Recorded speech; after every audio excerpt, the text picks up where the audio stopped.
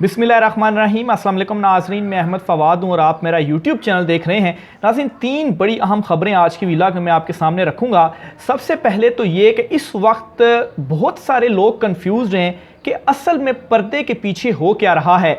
बज़ाहिर तो आपको ये नज़र आ रहा होगा कि इमरान खान साहब के अगेंस्ट जो क्रैकडाउन है, पाकिस्तान तहरीक इंसाफ के लोग तोड़े जा रहे हैं, लेकिन नाज़रीन ये बाजी भी इमरान खान जीत रहा है, क्योंकि मुस्लिम लीग नून जो है वो खुड्डे लाइन लग रही है। कुछ बैक डोर या पर्दे के पीछे क्या इस हवाले से चीज़ें चल रही हैं।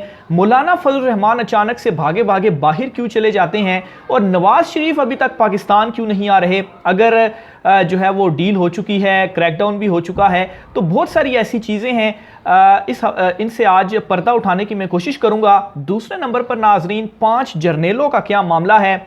सितंबर में एक बड़ी तब्दीली होने जा रही है, बल्कि सितंबर और अभी जो मई है, सितंबर और मई ये जो 2-3 महीने हैं, इन महीनों के दौरान बड़ी तब्दीलियां होने जा रही हैं। और 5 जर्नेलों का क्या मामला है, इस पर भी कुछ तफसीलात एक्सक्लूसिवली आपके साथ में शेयर करूंगा।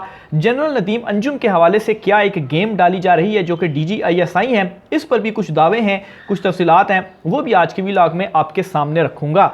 सबसे पहले तो नाजरीन आपको मामला समझाने की कोशिश करता हूं कि नून लीग जो है उनके साथ क्या हाथ हो रहा है। और वो तो प्लान कर रहे थे कि इमरान खान को हमने इलेक्शन से दूर कर देना है, इसको माइनस करना है, लेकिन असल में वो खुद माइनस हो रहे हैं। वो कैसे कि जो इस वक्त ग्रुप बन रहे हैं, काफ लीग का ग्रुप हो या जहांगीर तरीन का ग्रुप हो, इस पर पहले भी मैं जो है वो मुख्तसरन आपके साथ शेयर कर चुका हूँ, लेकिन अभी डिटेल में आपको बताऊंगा कि इन ग्रुप्स के बनने का असल जो नुकसान हो रहा है वो हो रहा है मुस्लिम लीग नून को।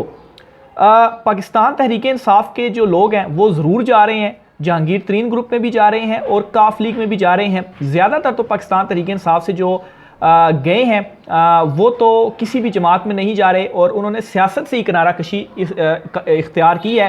ख़ास तौर पर वो लोग जो पाकिस्तान तहरीक इंसाफ के जिस तरह से मलिका बुखारी हो गई, या आप नाम ले लें अली जैदी का नाम ले लें, या आप नाम ले लें बराउल हक साहब का, तो ये किसी भी जमात में नहीं जा रहे अभी तक। हो सकता है आगे चले भी जाएं।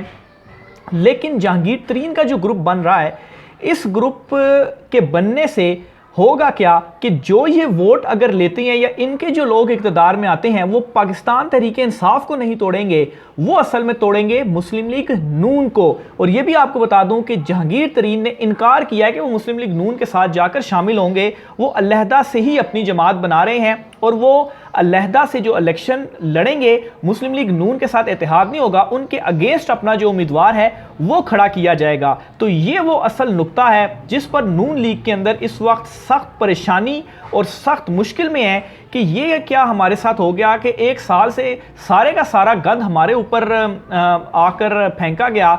हमने जो है वो ये भी किया वो भी किया, लेकिन असल में इस इलेक्शंस में तो हमें कुछ मिल ही नहीं रहा। और गेन सबसे ज़्यादा किसने किया, वो किया है पीपल्स पार्टी ने। पीपल्स पार्टी पंजाब में तो है ही नहीं थी, लेकिन JK ग्रुप से ये होगा कि अगर ये एक मिली जुली हुकूमत बनानी हुई तो उससे क्या होगा कि ये JK ग्रुप को मिला दिया जाएगा पीपल्स पार्टी के साथ। सिंध में तो ऑलरेडी वो हैं, तो इस तरह से एक जो वो तो JK ग्रुप ने या जहांगीर तरीन ने ये डिसीजन लिया कि वो नून लीग में नहीं जाएंगे। इसी वजह से नून लीग अब ये चाह रही है कि इलेक्शंस ही ना हो और किसी तरह से इलेक्शन आगे चले जाएं, क्योंकि इसी में ही उनको फ़ायदा है। और अगर अभी इलेक्शन हो जाते हैं तो इमरान खान की जो पॉपुलैरिटी है वो इस कदर बढ़ चुकी है कि इतने सख्त तरीन क्रैकडाउन के बावजूद भी, ये नहीं कि बिल्कुल भी डेंट नहीं पड़ा, डेंट ज़रूर पड़ा है, लेकिन उसके बावजूद भी जो ख्वाहिशें थी कि बिल्कुल ही पाकिस्तान तहरीक इंसाफ माइनस हो जाएगी, और जो ये नून लीग वाले कहते थे कि हम तब इलेक्शन में जाएंगे जब हमें ये कंफर्म हो जाएगा कि हम इलेक्शन जीत रहे हैं, इलेक्शन जीत जाएंगे, तो इस सारी सिचुएशन के बावजूद भी जो उनका मंसूबा था इसमें इनको नाकामी का सामना करना पड़ा है। और दूसरी तरफ ये सारी सिचुएशन को देखते हुए मौलाना फजल रहमान भी बाहर चले गए हैं। ताज़ा इतलात के मुताबिक वो थाईलैंड गए हैं, लेकिन खबर ये भी सामने आई थी कि वो लंदन जा रहे हैं और लंदन में नवाज शरीफ से उन्होंने मुलाकात जो है वो करनी है। और उस मुलाकात में जो सारी चीज़ें हैं वो उनकी जानिब से डिस्कस की जाएंगी कि हम तो मारे गए हैं, हम तो लुट गए हैं, क्योंकि इस वक्त सबसे ज़्यादा जो फ़ायदा उठा रहा है वो मौलाना फजल रहमान ही उठा रहे हैं कि सीटें भी कोई नहीं है, फिर भी इक़्तिदार के सारा ख़ानदान मज़े ले रहा है। तो अभी हम क्या करें, और सबसे ज़्यादा नुकसान भी जो है वो क्या नाम है, नून लीग और उसके बाद मौलाना फजल रहमान को भी हो रहा है। अब इनका जो प्लान था वो मैं आपको बताता हूं कि इमरान खान के अगेंस्ट इन्होंने करना क्या था, क्योंकि अभी तक तो सिर्फ ये तफसीलात सामने आई थी ना कि इमरान खान को साइड पर करना है, माइनस करना है, पार्टी तोड़ देनी है, इलेक्शन में उनको नहीं आने देना, ये चीज़ें इमरान खान साहब ने भी कही हैं। लेकिन इसके अलावा मज़ीद उन्होंने क्या करना था वो भी मैं आपके सामने जो है वो रखता हूँ। और ये सीनियर सहाफ़ी हैं शाकिर महमूद अवान साहब, इनकी जानिब से ये जो ट्वीट है ये किया गया है। लास्ट व्लॉग में मैंने इनको कोट किया था। तो इनका ये कहना है जी कि बंटवारा मुकम्मल कर लिया गया, कौमी assembly people's party plus Fazlur Rahman और MQM, यानी कि जो प्लान है कौमी असम्बली में वज़ीर आज़म बन जाएंगे बिलावल भुट्टो और साथ मौलाना फजल रहमान होंगे और MQM होगी, अपोजिशन नून लीग के हिस्से में आ जाएगी। और इसी तरह से पंजाब असम्बली जो होगी उसमें नून लीग होगी, वो उनको दी जाएगी। पंजाब असम्बली में अपोजिशन काफ लीग, पीपल्स पार्टी, तहरीक लब्बैक और मुस्लिम लीग काफ जो है मुस्लिम लीग वो जो है वो करेगी। इसी तरह से KP असम्बली फजल रहमान को, ANP को और सिराजुल हक को मिलेगी। अपोजिशन में तहरीक इंसाफ होगी, सिंध पीपल्स पार्टी के पास जाएगा और सिंध में अपोजिशन होगी MQM। तो बहरहाल वो कहते हैं कि हज़ार ख्वाहिशें ऐसी कि हज़ार ख्वाहिश पर दम निकले। तो ये भी एक इनकी मासूमाना ख्वाहिश कह लें, बल्कि ख्वाहिश नहीं, मैं ये कहूँगा कि मासूमाना सी बेवकूफ़ी है जो ये समझ रहे हैं कि ये इस तरह से हुकूमत बना लेंगे। ऐसा नहीं होगा कि पाकिस्तान तहरीक इंसाफ को जो है वो बिल्कुल ही आप आउट कर दें। पाकिस्तान तहरीक इंसाफ कौमी असम्बली में बनाएगी और KP में तो हो ही नहीं सकता कि मौलाना फजल रहमान वो आ जाएं। KP में अभी भी 40+ नशिस्तें इमरान खान साहब जीतेंगे और जो इस वक्त पॉपुलैरिटी इमरान खान साहब की बढ़ चुकी है इस क्रैकडाउन के बाद वो मज़ीद बढ़ चुकी है। और अभी इमरान खान साहब को इन लोगों की ज़रूरत नहीं है कि कोई बड़े नाम इमरान खान साहब के साथ जुड़े हों या इलेक्टेबल्स इमरान खान के साथ जुड़े हों। और अच्छा है कि पार्टी इस वक्त फ़िल्टर भी हो रही है और इससे ये होगा कि इमरान खान साहब जिसको भी किसी को भी टिकट देंगे तो वो एटलीस्ट एक जो है वो उनका वर्कर होगा या नज़रियाती वर्कर होगा। और इमरान खान साहब ने ये भी कहा है कि दोबारा से जो टिकट्स हैं वो जारी किए जाएंगे। तो बहरहाल ये इस वक्त जो बैक डोर या पर्दे के पीछे कुछ चीज़ें हैं वो चल रही हैं। दूसरे नंबर पर 5 जर्नलों के मामले के ऊपर मैं आता हूँ, उनका क्या मामला है। सीनियर सहाफ़ी खालिद जमील साहब उन्होंने ये 2 जो खबरें हैं, 2 दावे हैं उनकी जानिब से वो सामने आए हैं। सबसे पहला तो ये कि सितंबर तक यानी कि मई से सितंबर के दौरान 5 अहम जर्नल जो हैं वो रिटायर होने जा रहे हैं। आर्मी चीफ साबिक जो थे जनरल बाजवा साहब जब वो रिटायर हो रहे थे तो उन्होंने तमाम जो तैनातियाँ थी या तबादले तकर्रो वगैरह वो करके चले गए थे और फिर उसके बाद army chief general Asim Munir साहब जो थे वो आए थे और 2-3 जो थे प्रमोशंस गालबन इनकी जानिब से की गई थी। लेकिन अभी दोबारा से तब्दीली होने जा रही है और ये जो 5 तब्दीलियाँ हो रही हैं वो इस तरह से हो रही हैं कि ये 5 सीनियर तरीन जो जनरल्स हैं वो रिटायर होने जा रहे हैं। इसका जो डेटा है वो मैंने विकीपीडिया से निकालने की कोशिश तो की है लेकिन यहाँ पर जो डेट ऑफ रिटायरमेंट है वो नहीं आ रही। आप बेशक सर्च कीजिएगा विकीपीडिया के ऊपर और ये जो डेट्स थी पहले आ रही थी, यानी कि आज से कोई 8 माह पहले या साल एक पहले जो है उस टाइम भी जब तब्दीलियाँ हो रही तो मैंने चेक किया था तो डेट्स थी रिटायरमेंट की ख़ास तौर पर वो यहाँ पर मेंशन थी, लेकिन अब यहाँ पर जो है वो मेंशन नहीं की गई। लेकिन 5 जनरल्स जो सितंबर तक अगर डेट होती तो मैं एग्जैक्ट डेट आपको बताता कि इस महीने इस तारीख को ये रिटायरमेंट है, लेकिन मई अभी चल रहा है तो अभी से लेकर सितंबर तक 5 रिटायरमेंट्स जो हैं वो होने जा रही हैं।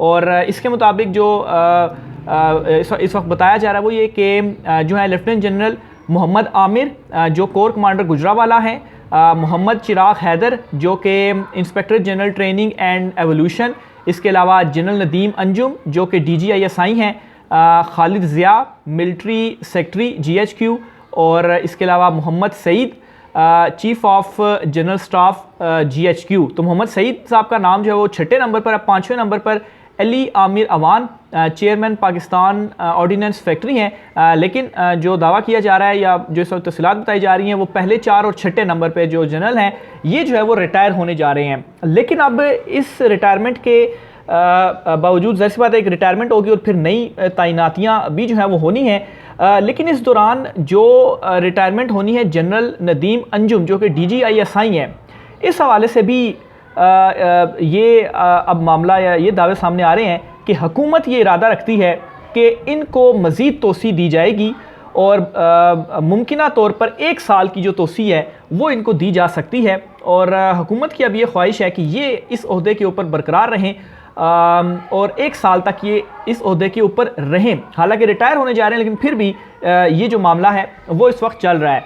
अब आम तौर पर इस तरीके से जो है वो रवायत कहें या वैसे जो थ्रू आउट पीछे थोड़ी बहुत हिस्ट्री रही है, वो ऐसे रहा होता है कि जब भी आर्मी चीफ नया आता है तो ज़ाहिर सी बात है वो बहुत सारी तैनातियाँ भी करते हैं और फिर जो DGISI की पोजीशन है वो भी चेंज होती है। लेकिन मौजूदा आर्मी चीफ जो है वो आए हैं तो जो DGISI हैं इन्होंने ही कंटिन्यू चीज़ों को किया है। तो बहरहाल ये इंटरनल कुछ होते होंगे मामलात, लेकिन अब ये जो हुकूमत है वो इरादा रखती है और मुमकिन तौर पर इनकी 1 साल की तोसी की जा सकती है। तो बहरहाल बाकी जो है वो रिटायर होने जा रहे हैं।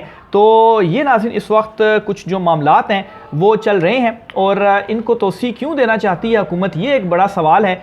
और जिस तरीके से जस्टिस काजी फ़ाइज़ ईसा के हवाले से वो ख्वाहिश रखती है हुकूमत और वो समझते हैं कि या जिस तरह से एक तकसीम सामने आई और फिर हुकूमत ने एक जज को टारगेट करना शुरू किया, तो उस तरह से अगर कंपेयर करके देखा जाए तो यहाँ पर भी बहुत सारी चीज़ें या बहुत सारे जो सवालात हैं वो किए जा सकते हैं। लेकिन खैर सितंबर जो है वो बड़ा इम्पोर्टेंट है। सितंबर तक यूं ही ख्वाजा आसिफ ने भी ये कहा है कि असल मामला सितंबर का ही है और सितंबर में चूँकि मज़ीद भी कुछ रिटायरमेंट्स हो रही हैं, जिनमें एक चीफ जस्टिस उमरताब बंदयाल साहब हैं और फिर प्रेसिडेंट जो हैं डॉक्टर आरिफ अलवी, उनकी भी रिटायरमेंट होने जा रही है। तो बहुत बड़ी ये तब्दीलियाँ जो है वो सितंबर में आएंगी और अगस्त में लाजमी जो असम्बलियाँ हैं 14 अगस्त तक इनकी गलबन डेट है, तो असम्बलियाँ तहलीली रहेंगी और फिर उसके बाद अक्टूबर में इलेक्शन की डेट है।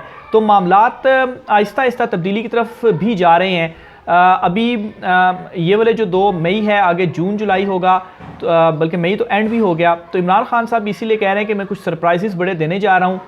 2 मंथ मज़ीद गुजरेंगे तो उसके बाद इलेक्शन का जो माहौल बनेगा और इस हुकूमत ने जाना ही है इलेक्शन अक्टूबर में हर सूरत में होने हैं। तो जब ये इक़्तिदार में नहीं रहेंगे तो उस वक्त भी ज़ाहिर सी बात है निगरान हुकूमत के कंट्रोल में चीज़ें होंगी। तो जो अब कुछ चीज़ें अभी पाकिस्तान तहरीक इंसाफ के अगेंस्ट की जा रही हैं तो वो ज़ाहिर सी बात है हुकूमत होगी नहीं तो फिर वो ये नहीं कर पाएंगे। तो इसीलिए अभी सारे का सारा जो ज़ोर है वो लगाया जा रहा है। लेकिन सारा जोर लगाने के बावजूद भी पाकिस्तान तहरीक इंसाफ के ऊपर जो डेंट है वो उस तरह से नहीं लगा पाए कि अगर ये किसी और जमात के ऊपर जोर लगाया जाता तो उन जमातों का शायद नामो निशान ही आप कहें कि ख़त्म हो जाता।